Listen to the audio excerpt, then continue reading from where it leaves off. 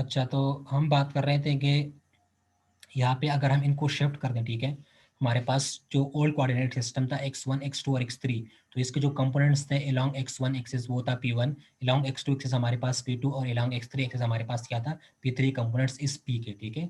तो इस p के तीन कंपोनेंट्स थे along x1 x2 और x3, वो थे p1 p2 एंड p3। हम क्या करते हैं, हम इस कोऑर्डिनेट सिस्टम को थोड़ा सा शिफ्ट कर देते हैं, ठीक है, मतलब इसको हम थोड़ा सा इस डायरेक्शन में लेके जाते हैं, ठीक है। तो ये भी क्या हो जाएगा, ये भी थोड़ा सा इस डायरेक्शन में चला जाएगा और इस तरह ये भी इस तरह थोड़ा थोड़ा डायरेक्शन में बन जाएगा, ठीक है। तो ये क्या होंगे, ये हमारे पास न्यू कोऑर्डिनेट सिस्टम बन जाएगा, ठीक है। तो यहाँ पे आप देख लें, ये हमारे पास न्यू कोऑर्डिनेट सिस्टम बन जाएगा जब हम इसको थोड़ा सा शिफ्ट कर देते हैं। तो हमारे पास जो न्यू कोऑर्डिनेट सिस्टम है उसको हमने यहाँ पे Z1 Z2 और Z3 कोऑर्डिनेट सिस्टम से यहाँ से रिप्रेजेंट किया है, ठीक है। तो यहाँ पे आप देख लें कि इन x1 x2 और x3 के लिए हमें तीन कंपोनेंट्स हमने डिफाइन किए थे, p1 p2 एंड p3।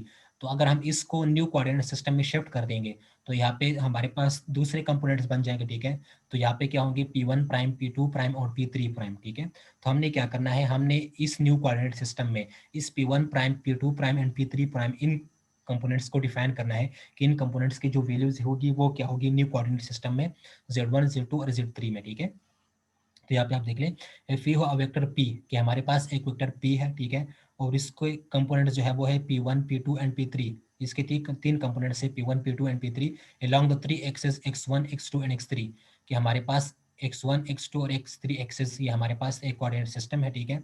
और इस यहाँ पे हमने एक वेक्टर p को कंसिडर किया हुआ है और इस वेक्टर p के तीन कंपोनेंट्स हैं along x1 x2 और x3, वो है p1 p2 p and p3, ठीक है। फिर हम क्या कर रहे हैं, हम इस ओल्ड कोऑर्डिनेट सिस्टम को जो हमारे पास x1 x2 और x3 है इसको हम थोड़ा सा शिफ्ट कर देते हैं, इस थोड़ा सा डिविएट कर देते हैं, तो ये हमारे पास न्यू कोऑर्डिनेट सिस्टम बन जाएगा। तो वो होगा Z1 Z2 एंड Z3, ठीक है।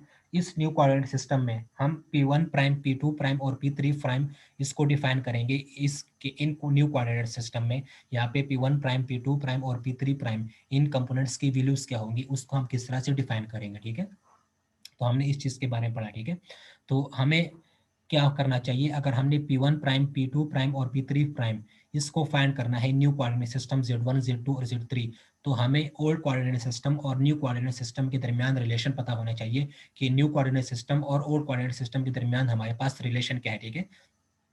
तो इसके लिए हम क्या करेंगे, we need to define how coordinate system are related to each other.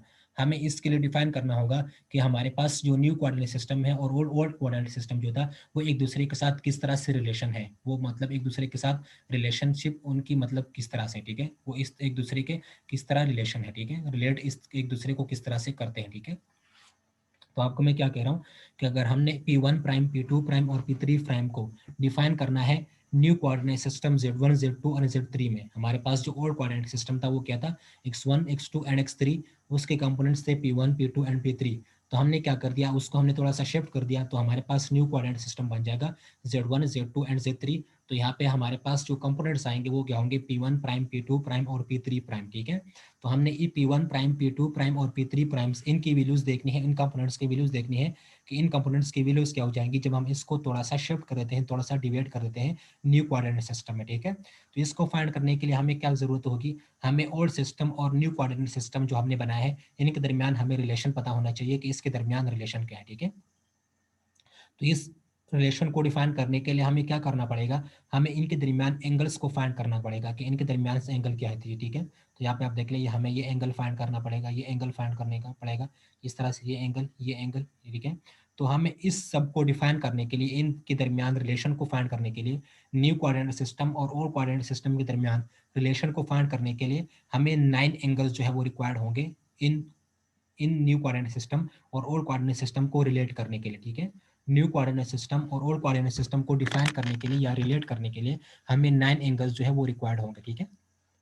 तो यहाँ पे मैंने क्या लिखा है, this can only be done by noting the angle between each axis, कि हर एक्सिस के दरमियान जो आपने न्यू कोऑर्डिनेट सिस्टम बनाया है और जो ओल्ड कोऑर्डिनेट सिस्टम है, हर कंपोनेंट या हर एक्सिस के दरमियान जो एंगल है वो कितना है, ठीक है। हर कंपोनेंट, हर एक्सिस जो न्यू कोऑर्डिनेट सिस्टम है और ओल्ड कोऑर्डिनेट सिस्टम है, ठीक है, इनके दरमियान हर एक्सिस में हमें एंगल पता होना चाहिए, ठीक है। तो अगर हम इन सब एंगल्स को फाइंड करते हैं, ठीक है, तो वो हमें कितना एंगल देता है, टोटल एंगल्स हमारे पास जो आते हैं वो क्या होंगे, वो 9 एंगल्स होंगे, ठीक है। तो ऑल टुगेदर हमारे पास कितने एंगल आएंगे, देयर विल बी 9 एंगल्स, ठीक है। So this can only be done by noting the angle between each axis, कि हर आप आपके पास जो ओल्ड कोऑर्डिनेट सिस्टम है और जो न्यू कोऑर्डिनेट सिस्टम आपने बनाया है, ठीक है, तो हर एक्सिस के दरमियान आपको क्या करना चाहिए, एंगल फाइंड करना चाहिए, ठीक है। तो यहाँ पे आप देख ले 3 कंपोनेंट्स हैं, x1, 3 कोऑर्डिनेट सिस्टम है, x1 x2 और x3, ठीक है, और हमने न्यू 3 बनाए, ठीक है। तो अगर हम इनके दरमियान एंगल्स को फाइंड करेंगे तो हमारे पास कितने एंगल बनेंगे, 9 एंगल्स बनेंगे, ठीक है। तो यहाँ पे देख लें, this can only be done by noting the angle between each axis, कि हर एक्सिस के दरमियान जो एंगल है वो कितना बन रहा है, ठीक है, न्यू कोऑर्डिनेट सिस्टम में। तो इन को तमाम जब कंबाइन करते हैं, सारे एंगल्स को हम जब कंबाइन करेंगे तो हमारे पास यहाँ पे 9 एंगल्स बनेंगे, ठीक है। अच्छा, तो इस रिलेशन को यूज़ करके हमारे पास जो P1 प्राइम है, जो हमारे पास न्यू कोऑर्डिनेट सिस्टम में हमारे पास जो कंपोनेंट है P1 प्राइम, तो P1 प्राइम की वैल्यू आती है यहाँ पे, P1 prime is equal to P1 cos alpha 1 1 plus P2 cos alpha 1 2 plus P3 cos alpha 1 3, ठीक है। ये हमारे पास P1 प्राइम की वैल्यू होगी, ठीक है। यहाँ पे where alpha 1 1 is the angle between x1 and z1, यहाँ पे जो अल्फा 1 1 आपको नजर आ रहा है, ये x1, ये हमारे पास जो न्यू ओल्ड कोऑर्डिनेट सिस्टम है, और z1 जो हमारे पास न्यू कोऑर्डिनेट सिस्टम है, इन दोनों के दरमियान एंगल है, ठीक है। तो यहाँ पे आप हमारे पास अल्फा 1 1 जो है वो क्या है, वो x1 और z1 कोऑर्डिनेट सिस्टम के दरमियान एंगल है, ठीक है। इस तरह हमारे पास अल्फा 1 2 अल्फा 1 3 ये भी कोऑर्डिनेट सिस्टम के दरमियान एंगल है, ठीक है। तो इससे हमारे पास ये जो P1 प्राइम है, P1 प्राइम की वैल्यू क्या आ रही है, P1 प्राइम की वैल्यू होगी P1 cos alpha 1 1 plus P2 cos alpha 1 2 plus P3 cos alpha 1 3। ये न्यू कोऑर्डिनेट सिस्टम में जो हमने बनाया है Z1 Z2 and Z3, new coordinate system में P1 प्राइम की वैल्यू क्या होगी, P1 cos alpha 1 1 plus P2 cos alpha 1 2 plus P3 cos alpha 1 3, ठीक है। इसको आप क्या नाम दे दें, इक्वेशन 1 नाम दे देंगे, ठीक है। इसी तरह P2 प्राइम की वैल्यू क्या होगी, न्यू कोऑर्डिनेट सिस्टम में P1 cos alpha 2 1 plus P2 cos alpha 2 2 plus P3 cos alpha 2 3, ठीक है। इसको आप इक्वेशन 2 नाम दे दें।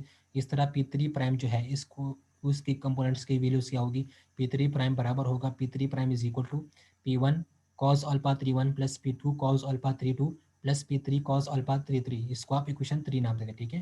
तो ये हमारे पास P1 प्राइम, P2 प्राइम और P3 प्राइम की वैल्यूज होंगी। इसको हम इस तरह से लिखेंगे, ये इसके इक्वल होंगे, ठीक है। अच्छा, फिर हम यहाँ पे अपनी सिंप्लिसिटी के लिए, कि अगर हम प्रॉब्लम को आसानी से सॉल्व कर लें, ठीक है, तो हम अपनी सिंप्लिसिटी के लिए क्या करेंगे, यहाँ पे जो कॉस अल्फा आ रहा है, इस कॉस अल्फा की जगह हम ए को पुट कर देंगे, ठीक है। तो कॉस अल्फा को हम रिप्लेस कर देंगे ए से, ठीक है। हम अपनी आसानी के लिए, ठीक है, कि हमारे पास यहाँ पे जो एक्सप्रेशन है, इन एक्सप्रेशन को हम आसानी से लिख सकते हैं, ठीक है।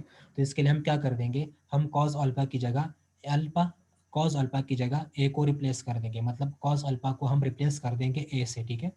तो यहाँ पे आप देख लें, कॉस अल्फा 2 1 वो क्या हो जाएगा, ए 2 1, ठीक है। इस तरह कॉस अल्फा 1 1 ये क्या हो जाएगा, ए 1 1, ठीक है। तो यहाँ पे हम क्या कर लेंगे, हम कॉस अल्फा को रिप्लेस कर देंगे ए से, अपनी सिंप्लिसिटी के लिए। अपनी सिंप्लिसिटी के लिए हम क्या कर लेंगे, हम कॉस अल्फा को रिप्लेस कर देंगे ए से। तो यहाँ पे क्या हो जाएगा, कॉस अल्फा 1 1 क्या हो जाएगा, ए 1 1। इस तरह कॉस अल्फा 2 1 क्या हो जाएगा, ए 2 1, ठीक है। तो अगर हम इनको रिप्लेस कर देंगे तो हमारे पास इक्वेशन 1 जो है वो क्या बन जाएगा, इक्वेशन 1 को हम लिख सकते हैं P1 prime is equal to P1, यहाँ पे क्या आएगा, ए 1 1 प्लस P2 ए 1 2 प्लस P3 ए 1 3, ठीक है। तो इसको सिंपल फॉर्म में, इजिएस्ट फॉर्म में हमारे पास जो सिंपल फॉर्म आएगा इक्वेशन 1 का, तो इक्वेशन 1 को हम लिख सकते हैं P1 prime is equal to summation J is equal to 1 up to 3। यहाँ पे आप देख लें 1 2 3 तीन कंपोनेंट्स हैं, ठीक है। तो summation J is equal to 1 and to 3 A1G and to PG, ठीक है। तो यहाँ पे आप देख लें, हम यहाँ पे फर्स्ट P1 प्राइम की बात कर रहे हैं, तो यहाँ पे हमारे पास क्या आएगा, A1, ठीक है। तो यहाँ पे होगा A1 और J PG। तो यहाँ पे J क्या है, J is equal to 1 up to 3। तो यहाँ पे आप इसको चेंज कर दे जाएंगे, तो यहाँ पे क्या हो जाएगा, A1 1, ठीक है, P1। तो यहाँ पे आप देख लें P1 एंड टू A1 1। यहाँ पे आपको मैं लिख देता हूँ कि हमारे पास जो फर्स्ट इक्वेशन आएगा, अगर हम कॉस अल्फा की जगह ए को पुट करें, ठीक है, कॉस अल्फा को रिप्लेस करें ए से, तो यहाँ पे फर्स्ट जो कि वो क्या होगा, यह होगा P1 और कॉस अल्फा की जगह A1 1, ठीक है, प्लस P2, ठीक है, और कॉस अल्फा 1 2 की जगह A1 2 ठीक है। इस तरह P3 और यहाँ पे क्या आएगा A13। तो यहाँ पे आप देख लें, इसको हम सिंपल फॉर्म में किस तरह लिख सकते हैं। यहाँ पे क्या है P1 A11 plus P2 A12, ठीक है। तो इसको हम सिंपल फॉर्म में किस तरह लिख सकते हैं, इसको हम लिख सकते हैं summation J is equal to 1/3 A1J into PJ। तो यहाँ पे आप देख लें, जब आप J की जगह पहले क्या पुट करेंगे 1 पुट करेंगे तो यहाँ पे क्या आएगा A11 P1। तो यहाँ पे आप देख लें A11 P1, ठीक है। फिर अगर आप J की जगह 2 पुट करेंगे तो यहाँ पे क्या आएगा A12 P2। तो यहाँ पे क्या आएगा P2 A12, ठीक है। तो ये हमारे पास ये कंपोनेंट बनेगा, ठीक है। फिर अगर आप J की जगह 3 पुट करेंगे तो यहाँ पे क्या होगा A13 P3। तो यहाँ पे ये कंपोनेंट बनेगा P3 A3, ठीक है, P3 A13। तो ये हमारे पास, अगर हम इसको सिंपल फॉर्म में लिखना चाहते हैं P1 प्राइम को, तो हमारे पास सिंपल फॉर्म ये हो जाएगा अगर हम कॉस अल्फा को रिप्लेस कर दें A से, ठीक है। तो यहाँ पे आप देख लें P1 A11। तो यहाँ पे आप J की जगह 1 पुट कर लें तो यहाँ पे क्या आएगा A11 P1। तो यहाँ पे देख लें A11 P1, ठीक है। J की जगह 2 पुट करें तो ये क्या हो जाएगा A12 P2। तो यहाँ पे आप देख लें P2 A12, ठीक है। तो यहाँ पे हमारे पास ये रिजल्ट फिर आ जाएगा। तो इसको सिंपल फॉर्म में लिखने के लिए हम क्या कर देंगे, कॉस अल्फा को रिप्लेस कर देंगे ए से, ठीक है। तो हमारे कॉस अल्फा को रिप्लेस कर देंगे ए से, तो हमारे पास इस तरह के फॉर्म में आ जाएगा, ठीक है। तो इसको सिंपल फॉर्म में लिखने के लिए, अपनी आसानी के लिए लिखने के लिए हम क्या कर लेंगे, हमारे पास P1 प्राइम को हम लिख लेंगे summation J is equal to 1/3 A1J PJ, ठीक है। इस तरह हमारे पास P2 प्राइम, अगर यहाँ पे आप कॉस अल्फा की जगह ए को पुट करेंगे, ठीक है, तो ये क्या हो जाएगा P1 A21 plus P2 A22 plus P3 A23, ठीक है। तो ये हमारे पास इस तरह से बन जाएगा। तो इस P2 को सिंपल फॉर्म में लिखने के लिए हम क्या कर देंगे, सिंपल फॉर्म में, इजीएस्ट फॉर्म में हम लिखने के लिए क्या कर लेंगे, यहाँ पे सबमिशन लगा लेंगे। तो हमारे पास P2 प्राइम क्या हो जाएगा, P2 prime is equal to submission J is equal to 1/3 A2J into PJ, ठीक है। तो यहाँ पे आप देख लें J को 1 पुट कर ले तो क्या हो जाएगा A21 P1, ठीक है। तो यहाँ पे आप देख लें P1 A21, ठीक है। यहाँ पे क्या आएगा, अगर आप कॉस अल्फा की जगह ए को पुट करेंगे तो यहाँ पे क्या होगा P1 A21। तो यहाँ पे आप देख ले, अगर आप J की जगह 1 पुट करेंगे तो क्या होगा A21 P1। तो यहाँ पे आप देख ले P1 A21, ठीक है।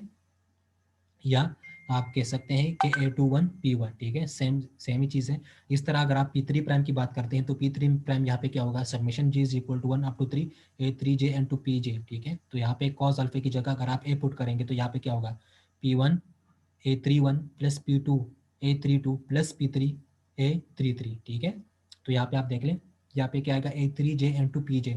तो J की जगह 1 पुट करेंगे तो ये क्या हो जाएगा P1 A31। तो यहाँ पे आप देख लें P1 A31, ठीक है। यहाँ पे क्या होगा P1 A31, अगर आप कॉस अल्फा की जगह ए पुट करेंगे तो ये क्या होगा P1 A31। तो यहाँ पे J की जगह 1 पुट करें तो क्या होगा P1 A31। तो P1 A31, ठीक है। तो हम इसको सिंपल फॉर्म में किस तरह लिख सकते हैं, P1 प्राइम क्या हो जाएगा summation J is equal to 1/3 A1J into PJ। P2 prime is equal to submission J is equal to 1/3 A2J into PJ। P3 prime is equal to submission J is equal to 1/3 A3J into PJ, ठीक है। अगर हम इन तीनों को, ये हमारे पास जो 3 components आ रहे हैं, ठीक है, 3 एक्सप्रेशन जो आ रहे हैं, इन 3 एक्सप्रेशंस को अगर हम और भी इजी सिंपल फॉर्म में लिखना चाहते हैं, ठीक है, तो ये सारे हमारे पास कंबाइंड फॉर्म में अगर हम इनको लिखना चाहते हैं तो हमारे पास ये कंबाइंड फॉर्म में क्या हो जाएंगे, P I is equal to submission J is equal to 1/3 AIJ into PJ। और यहाँ पे आई जो है वो क्या होगा 1 2 3। तो यहाँ पे आप देख लें, अगर आप आई की जगह यहाँ पे 1 पुट करेंगे तो यह क्या हो जाएगा P1 is equal to submission J is equal to 1/3 A1J into PJ। तो ये टर्म आ जाएगा, ठीक है। फिर अगर आप आई की जगह 2 पुट करेंगे तो ये क्या हो जाएगा P2 prime is equal to submission J is equal to 1/3 A2J into PJ। तो ये टर्म आ जाएगा, ठीक है। इस तरह अगर आप 3 को पुट करेंगे तो ये लास्ट वाला आ जाएगा, ठीक है। तो इन तीनों को हम अगर हम कंबाइन करेंगे, ठीक है, तो अगर इन तीनों को हम कंबाइन करेंगे तो ये तीनों कंबाइंस फॉर्म में क्या हो जाएंगे P1 prime is equal to submission J is equal to 1/3 AIJ P into J, ठीक है। और यहाँ पे AI जो है वो क्या होगा 1 2 3 के बराबर होगा, ठीक है। तो ये था हमारे पास टेंसर, ठीक है। हमारे पास नेक्स्ट जो टॉपिक है वो क्या है, आइंस्टाइन सबमिशन कन्वेंशन, ठीक है। कि आइंस्टाइन सबमिशन कन्वेंशन क्या होता है, तो आइंस्टाइन समेशन कन्वेंशन को समझने के लिए आपको सबसे पहले सुपरस्क्रिप्ट एंड सबस्क्रिप्ट के बारे में पता होना चाहिए कि सुपरस्क्रिप्ट एंड सबस्क्रिप्ट जो है वो क्या होते हैं, ठीक है। तो हमारे पास जो नेक्स्ट टॉपिक है वो क्या है, टेंसर एनालिसिस में या टेंसर में हमारे पास जो नेक्स्ट टॉपिक है वो है आइंस्टाइन सबमिशन कन्वेंशन, ठीक है। तो आइंस्टाइन सबमिशन कन्वेंशन को समझने से पहले आपको पता होना चाहिए कि सुपरस्क्रिप्ट एंड सबस्क्रिप्ट क्या होते हैं, ठीक है। तो आपने देखा होगा कि हम लिखते हैं a1 x1, ठीक है, प्लस a2 x2। अगर इस तरह के फॉर्म में आपके पास कोई फंक्शन आ रहा है, ठीक है, तो यहाँ पे जो 1 और ये 1 या ये 2 और 2 ये जो है ये क्या होते हैं, इसको हम लेते हैं सबस्क्रिप्ट, ठीक है। तो हम लेते हैं a1 a into subscript 1 x into subscript 1, ठीक है। तो यहाँ पे हमारे पास यहाँ पे जो कंपोनेंट्स या यहाँ पे जो नंबर्स आते हैं उसको हम क्या बोलते हैं, उसको हम सबस्क्रिप्ट बोलते हैं, ठीक है। लेकिन अगर आपके पास इस तरह के फॉर्म में आ रहे हैं कि a⁻1 x⁻1, ठीक है, तो यहाँ पे जो 1 है और ये 1 जो है इसको हम क्या बोलते हैं, इसको हम सुपरस्क्रिप्ट बोलते हैं, ठीक है। तो आप हमारे पास सुपरस्क्रिप्ट और सबस्क्रिप्ट क्या होता है कि अगर आपके पास इस तरह के फॉर्म में एक कोई फंक्शन आ रहा है a1 x1 plus a2 x2, तो यहाँ पे जो 1 और 1 है या 2 और 2 ये क्या है, ये सबस्क्रिप्ट होंगे, ठीक है, इसको हम सबस्क्रिप्ट बोलते हैं, ठीक है। लेकिन अगर आपके पास इस तरह के फॉर्म में आ रहा है a⁻1 x⁻1 plus a2 plus a⁻2 x⁻2, ठीक है, तो इसको आपने पावर नहीं कहना, आप यहाँ पे तो मैंने पावर कह दिया, लेकिन इसको आपने पावर नहीं कहना, ये होते हैं सुपरस्क्रिप्ट, ठीक है। तो अगर आपके पास यहाँ पे आ रहे हैं तो इसको आपने ये नहीं कहना कि a² x², ये होते हैं सब सुपरस्क्रिप्ट, ठीक है। तो a⁻², x⁻², ठीक है। तो इसको हम क्या बोलते हैं, इसको हम सुपरस्क्रिप्ट बोलते हैं। तो अगर हमारे पास पावर में आते हैं तो उसको हम सुपरस्क्रिप्ट बोलेंगे, लेकिन अगर हमारे पास डाउन में आते हैं तो उसको हम क्या बोलते हैं, उसको हम सबस्क्रिप्ट बोलते हैं, ठीक है। तो हमारे पास सुपरस्क्रिप्ट और सबस्क्रिप्ट आपने समझे होंगे कि सुपरस्क्रिप्ट और सबस्क्रिप्ट जो है वो क्या होते हैं, ठीक है। अगर आपके पास एक फंक्शन है a1 x1 plus a2 x2, तो यहाँ पे 1 और 1 या 2 और 2 ये क्या है, ये इसके सबस्क्रिप्ट है, ठीक है। लेकिन अगर आपके पास इस तरह के फॉर्म में आ रहा है तो यहाँ पे जो 1 और 1 है या 2 एंड 2 है ये क्या होते हैं, ये सुपरस्क्रिप्ट होते हैं, ठीक है। अच्छा, फिर यहाँ पे आप देख रहे हैं कि a1 x1 plus a2 x2 plus a3 x3, इसको हम इस फॉर्म में भी लिख सकते हैं। यहाँ पे आप देख लें, अगर आपके पास इस तरह का कोई फॉर्म आ रहा है कि a1, ठीक है, और x पावर यहाँ पे x into superscript 1 plus a2 x superscript 2 plus a3 superscript 3, ठीक है, तो इसको हम किस तरह से लिखते हैं, इसको हम शॉर्ट फॉर्म में लिखते हैं summation i is equal to 1 into 3 ai into xi, ठीक है। अगर आपने ये चीज़ें पढ़ी हो तो अगर आपके पास इस तरह का कोई फंक्शन आ रहा हो या इस तरह का कोई कंपोनेंट आपके पास आ रहा हो तो इस कंपोनेंट को आप सिंपली किस तरह लिखते हैं, summation i is equal to 1 into 3 ai xi, ठीक है। लेकिन आइंस्टाइन सबमिशन कन्वेंशन हमें क्या कहता है, आइंस्टाइन सबमिशन कन्वेंशन हमें ये कहता है कि अगर आपके पास यहाँ पे जो सुपरस्क्रिप्ट है या जो सबस्क्रिप्ट है अगर वो रिपीट हो रहे हो, यहाँ पे आप देख लें a1 x1, तो यहाँ पे आपके पास सुपरस्क्रिप्ट और सबस्क्रिप्ट जो है वो क्या हो रहे हैं, वो रिपीट हो रहे हैं, यहाँ पे भी 1 है यहाँ पे भी 1 है, ठीक है। तो सुपरस्क्रिप्ट और सबस्क्रिप्ट जो है वो क्या हो रहे हैं, वो रिपीट हो रहे हैं, ठीक है। तो आइंस्टाइन सबमिशन कन्वेंशन हमें ये बताता है कि अगर आपके पास सुपरस्क्रिप्ट और सबस्क्रिप्ट जो है वो रिपीट हो रहे हो एक टर्म में, ठीक है, तो उसको हम क्या कर देंगे, उसमें हम सबमिशन को ड्रॉप कर देंगे और उसको हम सिंपली लिख देंगे ए आई इंटू एक्स पावर आई, ठीक है, या ए सब्सक्रिप्ट आई इंटू एक्स सुपरस्क्रिप्ट आई, ठीक है। इसको हम इस तरह के फॉर्म में लिख लेंगे, ये आइंस्टाइन सबमिशन होता है, ठीक है, आइंस्टाइन सबमिशन कन्वेंशन होता है। तो आइंस्टाइन सबमिशन कन्वेंशन हमें क्या कहता है, आपको मैंने कहा कि आइंस्टाइन सबमिशन कन्वेंशन को समझने के पहले आपको पता होना चाहिए सुपरस्क्रिप्ट एंड सबस्क्रिप्ट के बारे में कि सुपरस्क्रिप्ट और सबस्क्रिप्ट क्या होते हैं। तो आपको मैंने सुपरस्क्रिप्ट और सबस्क्रिप्ट के बारे में बता दिया कि सबस्क्रिप्ट क्या होता है कि अगर आपके पास इस तरह के फॉर्म में कोई फंक्शन आ रहा है a1 x1 plus a2 x2, तो यहाँ पे जो 1 ये या ये 2 और 2 ये क्या है, ये सबस्क्रिप्ट होते हैं, ठीक है। लेकिन अगर आपके पास इस तरह का कोई फंक्शन आ रहा है a पावर यहाँ पे 1 x पावर यहाँ पे 1 या इस तरह से a⁻2 x⁻2, तो यहाँ पे जो पावर में टर्म्स आ रहे हैं इनको हम क्या बोलते हैं, इनको हम सुपरस्क्रिप्ट बोलते हैं, ठीक है। तो यहाँ पे जो आते हैं इनको हम सबस्क्रिप्ट बोलेंगे और यहाँ पे पावर में जो आएंगे उसको हम क्या बोलेंगे, उसको हम सुपरस्क्रिप्ट बोलते हैं, ठीक है। अच्छा, फिर आपको मैंने कहा कि अगर आपके पास इस तरह के फॉर्म में कोई फंक्शन गिवन है a1 x superscript 1 plus A2 superscript 2 plus A3 superscript 3, ठीक है। अगर आपके फॉर्म इस तरह के, अगर आपके साथ इस तरह के फॉर्म में कोई फंक्शन है तो इसको आप किस तरह लिख लेंगे, इसको सिंपली हम किस तरह के फॉर्म में लिखते हैं, इसके पास हम यहाँ पे सबमिशन को लगा लेते हैं, ठीक है। तो इसको हम लिखते हैं summation i is equal to 1 up to 3 AIXI। अपनी आसानी के लिए हम इसको क्या कर देते हैं, इसमें सबमिशन हम लगा लेते हैं, सबमिशन रूल्स को लगा लेते हैं, ठीक है।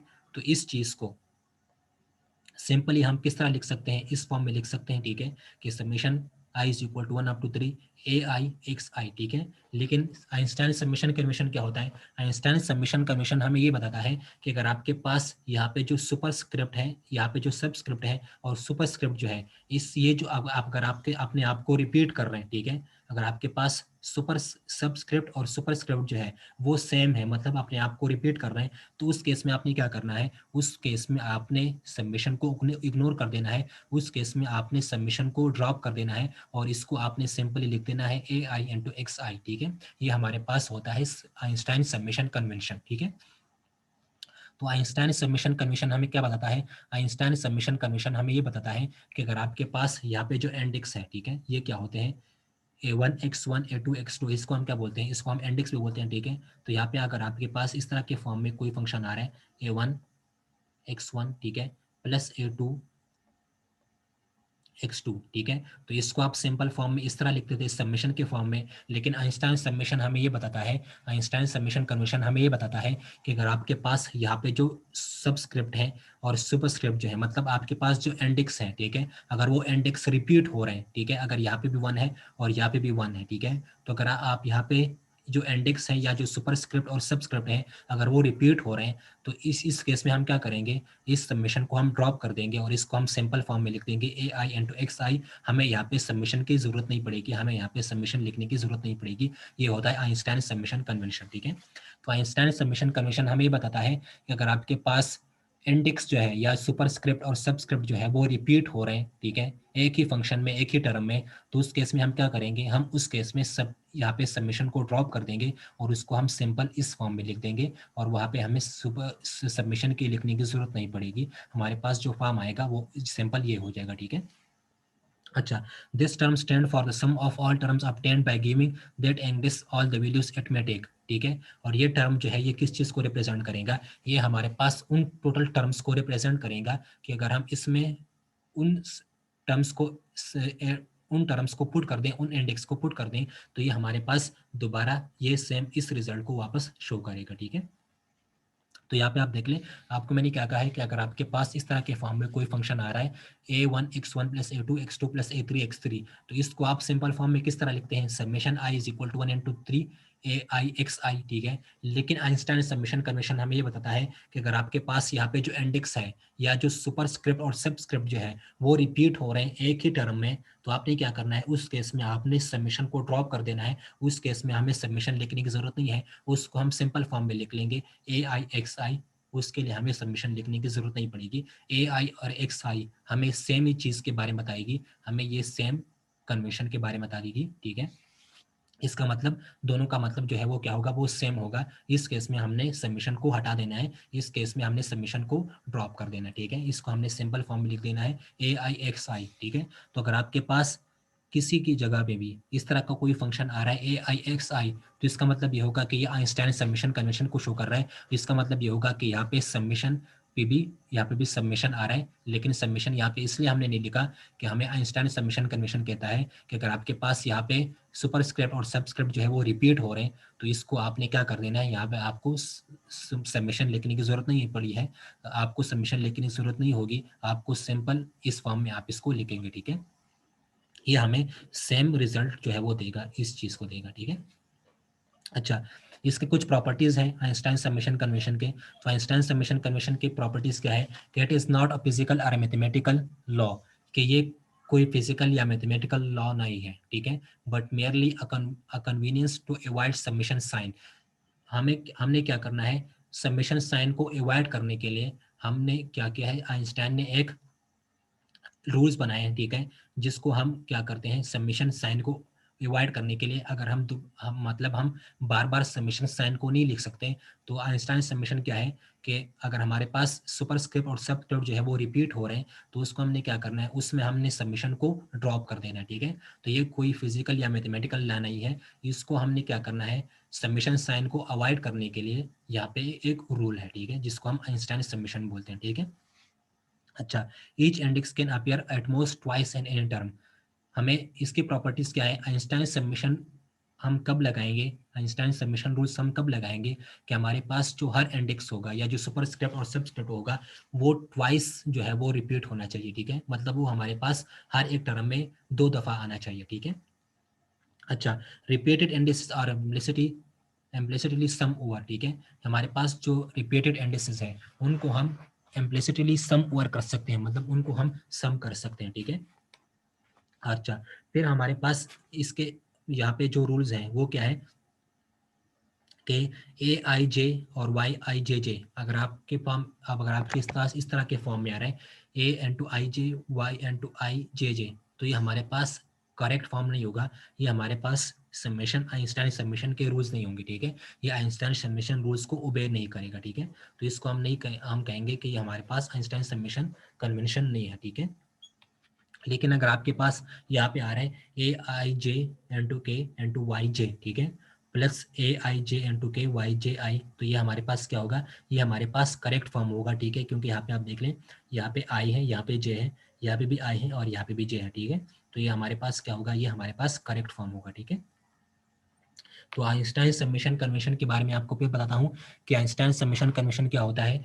सबसे पहले तो आपको सुपरस्क्रिप्ट और सबस्क्रिप्ट पता होना चाहिए। तो सबस्क्रिप्ट क्या होते हैं कि यहाँ पे हमारे पास जो टर्म्स आते हैं, ठीक है, 1 1, ये क्या होते हैं, ये सबस्क्रिप्ट होते हैं। लेकिन ये अगर पावर में आ जाए तो इसको हम क्या बोलेंगे, इसको हम सुपरस्क्रिप्ट बोलेंगे, ठीक है।